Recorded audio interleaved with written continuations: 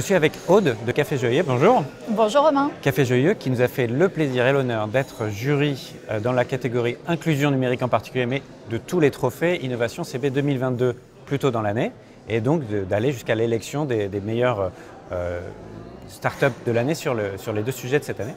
Merci beaucoup d'avoir participé déjà. Et Aude, est-ce que tu peux nous rappeler, nous présenter pour ceux qui ne connaîtraient pas encore Café Joyeux, quel est le modèle de Café Joyeux, comment l'entreprise se positionne par rapport à son activité? Très bien, merci Romain. Bien, Café Joyeux, c'est la première famille de cafés-restaurants qui emploie des personnes en situation de handicap mental et cognitif.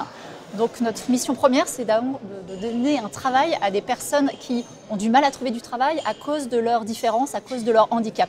Donc nous, on les forme au métier de la restauration. Aujourd'hui, on a 10 cafés-restaurants partout en France. On propose un CDI, une formation à ces personnes. Et notre modèle est basé sur la vente de café, puisqu'en fait, pour financer notre développement, pour financer ce modèle et cette idée, ce projet, on a notre propre marque de café qu'on commercialise pour les particuliers et les entreprises. Et 100% des bénéfices permettent notre développement et donc permettent d'ouvrir des cafés-restaurants un peu partout en France et l'emploi de personnes en situation de handicap. Incroyable, donc c'est vraiment, on est dans l'inclusion numérique. Vous êtes une entreprise à mission. On est une entreprise à mission, on est une entreprise ordinaire. Donc ça, pour nous, c'est très important de le rappeler. Il y a un secteur protégé qui existe en France et heureusement, parce que toutes les formes de handicap, malheureusement, ne peuvent pas travailler en milieu ordinaire. Mais nous, on a la conviction que si on donne sa chance à des personnes à cause de leur handicap qui sont un peu mis au banc de la société à cause de leur fragilité, il y a certaines personnes qui peuvent regagner en autonomie, gagner en confiance en elles. Et il faut évidemment beaucoup plus de patience, beaucoup de bienveillance, mais ça fonctionne. Mais c'est vrai que ça prend plus de temps. Et c'est là où, dans notre modèle, le fait que ça prenne plus de temps, on a vraiment besoin de la consommation de café, de la vente de café dans les entreprises et du soutien des entreprises et des particuliers. Super, parce que j'ai déjà été, il y a plusieurs points. D'ailleurs, il y a combien d'implémentations sur le terrain de Café Joyeux sur le terrain? Aujourd'hui, on a une dizaine de cafés à Paris, à Rennes. Le premier a ouvert à Rennes il y a 5 ans, à Bordeaux, à Tours, à Lyon. Et on a une pile comme ça de candidatures spontanées de personnes porteuses de trisomie 21, des personnes atteintes d'autisme qui souhaiteraient travailler. Et donc, on est obligé, en fait, ça nous engage. Ces demandes nous engagent pour pouvoir toujours proposer des CDI, des formations à des personnes qui veulent juste un travail. Oui. Elles veulent juste exister, se sentir utiles dans notre société. Alors moi, j'ai déjà été au Café Joyeux sur les Champs-Élysées. Ouais. J'ai déjà été au Café Joyeux près du bureau. Et on consomme aussi du Café Joyeux au bureau, donc dans les locaux. C'est super.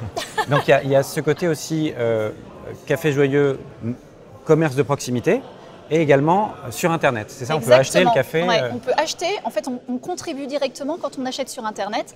On sait que le café qu'on boit à la maison ou en entreprise contribue directement. Donc c'est un très bon café, un café d'exception.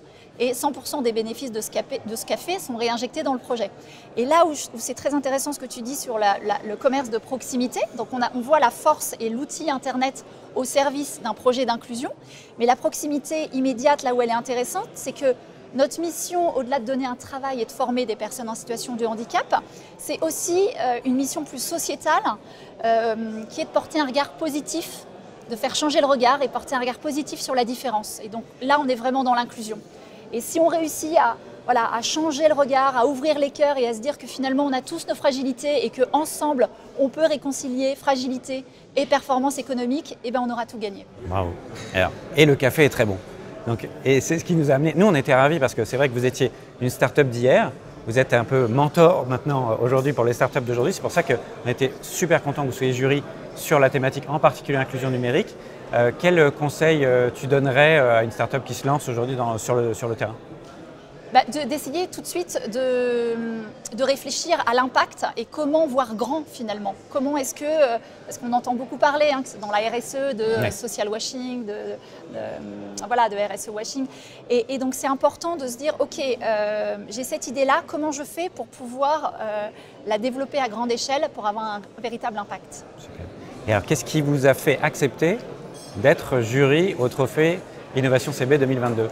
Le thème, c'est vrai que nous on parle d'inclusion du handicap, mais l'inclusion sous toutes ses formes, à partir du moment où il y a une fracture numérique en France, où il y a des personnes plus isolées, plus fragiles, qui ne peuvent pas avoir accès à des services, enfin, toutes les solutions qui peuvent être mises en place, et il y a des startups très innovantes qui ont mis en place des solutions fantastiques.